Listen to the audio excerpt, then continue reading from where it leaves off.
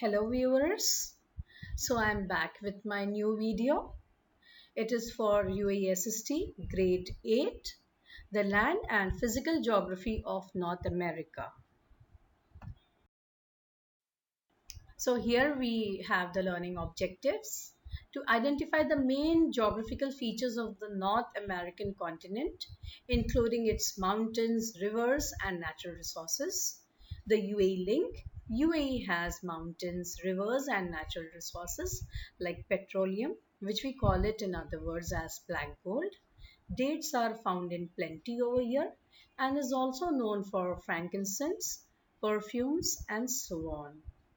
The CC link, geography, as we find the topic exclusively dealing with the natural resources and the physical features of North America. Here we have the warm-up exercise from our textbook.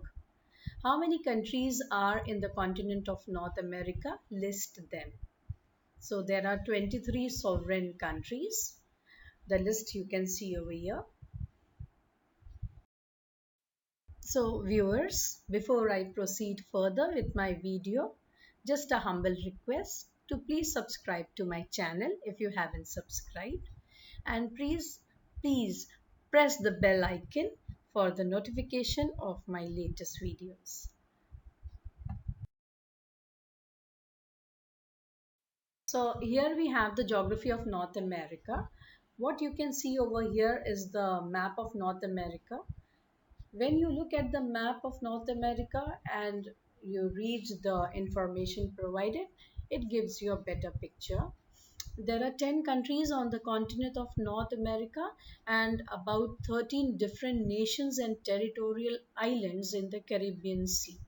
This lesson focuses on the three largest continental nations, that is Canada, United States of America, and Mexico.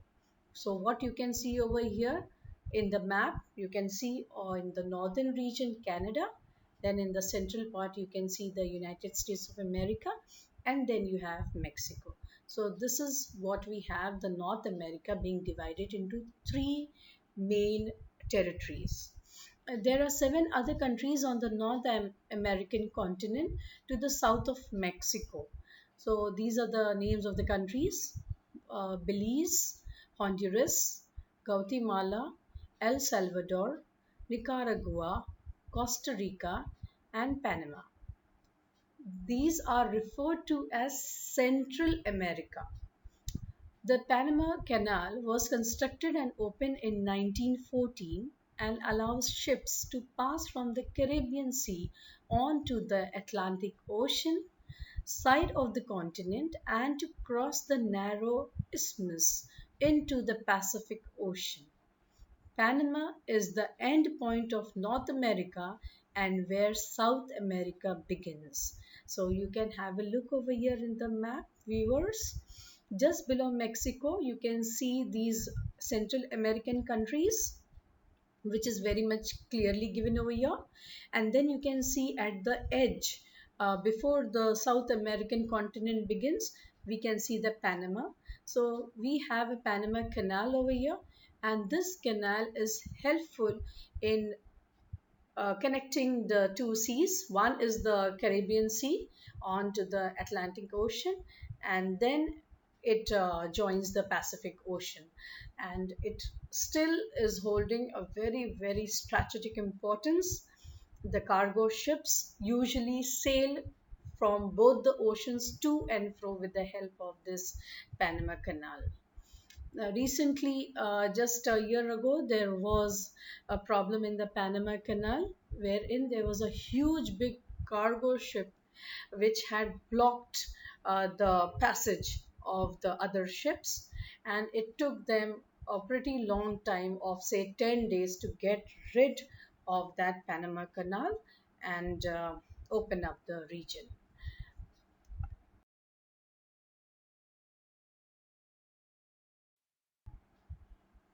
So here we have the countries of the Caribbean Sea. The island nations in the Caribbean Sea include the larger island countries of Cuba, Haiti, the Dominican Republic, and Jamaica.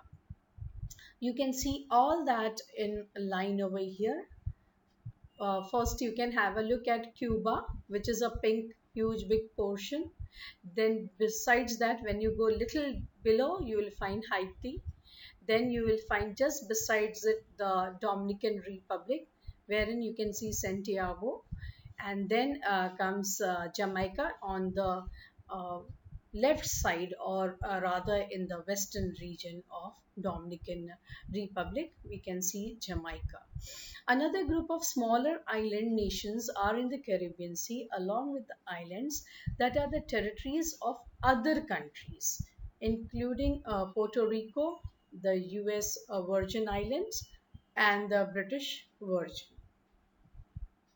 Now, that you can have a look over here in the map, just above Dominican Republic.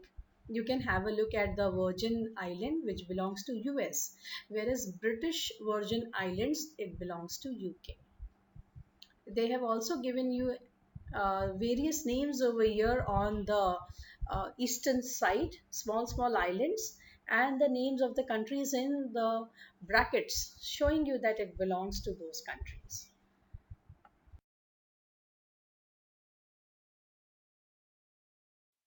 Now, the Arctic North, the northernmost part of North America, include Canada and the US state of Alaska.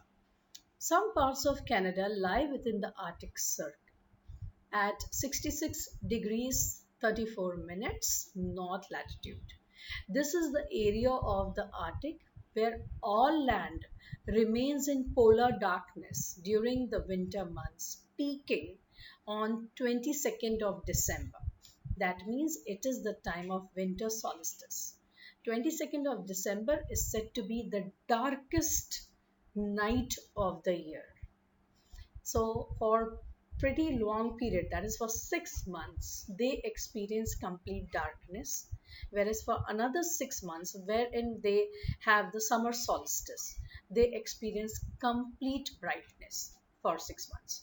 So the same areas remain in sunlight during 6 months, peaking during on the 21st of June. So 21st of June is said to be the brightest day of the year, which is the summer solstice. This is because of the tilt. Now, as you can see, the two diagrams over here, one above one is the polar darkness, whereas the below one is the polar night, the polar day. I'm sorry. This is because the tilt. Now, Earth is on its axis, which is an imaginary line, and when it is tilted away from the sun or towards the sun, then we experience days and nights accordingly.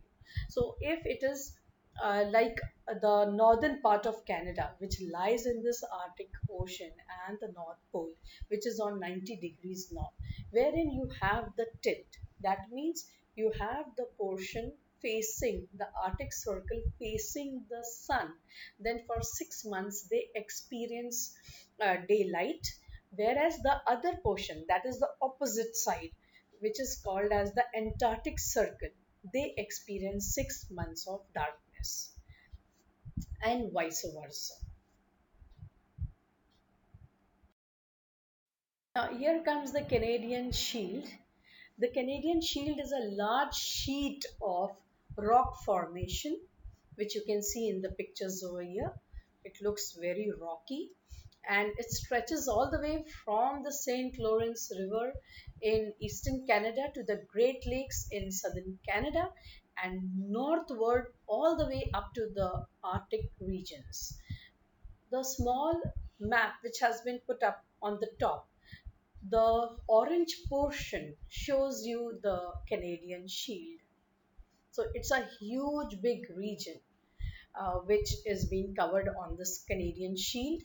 And the most unfortunate thing is that farming is quite limited in this region. So you can understand that the winters being so long and so cold, that the farming is very limited over here. And look at the region is so huge, so vast. If farming could have been possible, then it would have definitely sorted out the problems of food crisis. Now here comes activity one, very much from your textbook. You can go through this activity. Land below the Arctic Circle. What you can see over here in the map is the Arctic region, which is a circular region. It's an imaginary line, and it is 90 degrees east, where you can see Russia up on the top, and below that 90 degrees west, and you have a circular portion over here. So this is the Arctic Circle. Now, most of the population you find in the eastern Canada, which lies below this region. So nobody would like to go and live in such a region which has got so much of severe winter. So over here it is slightly warmer. So the region below the Arctic Circle is the area in which you find Ontario and Quebec, along the Great Lakes and St. Lawrence rivers. In this region, the winter is shorter and the climate is warmer, so it is suitable for farming activities as the land becomes quite fertile in a warmer region. Next is Western Canada. Now, besides Eastern Canada, let us see the Western Canada and the state of Alaska, which is a part of United States, have a long, high mountain ranges and the coastal forest, which we call it as mangroves, and the rivers with fisheries. That means fishing is the main industry over here. Next is the Canadian Rockies and the Denali Range in Alaska have the highest mountain peaks in North America. Let me just proceed further. Now here we have activity 4. You might be wondering where is activity 3, 2 and 3. Activity 2 is basically a map activity, followed by activity 3, which is the coloring of the map in your textbook itself. So both activity 2 and 3 needs to be done in the textbook. They have given you the instructions over here. So please see to it that you do it in your textbook. Now comes activity 4, in which you have a match. So you just need to match it. So I have done the matching over here. There's slight error in the textbook, in which the C and the D1 is the same options which they have given. The Canadian Shield is a rock base. So I have made the changes over here. You can go through the slides and you will understand.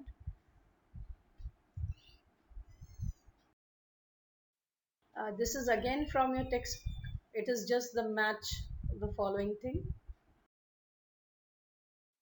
Then comes this activity 5, and this activity 5 is imagine that you live in the northernmost part of Canada and have 6 months of nights and 6 months of day.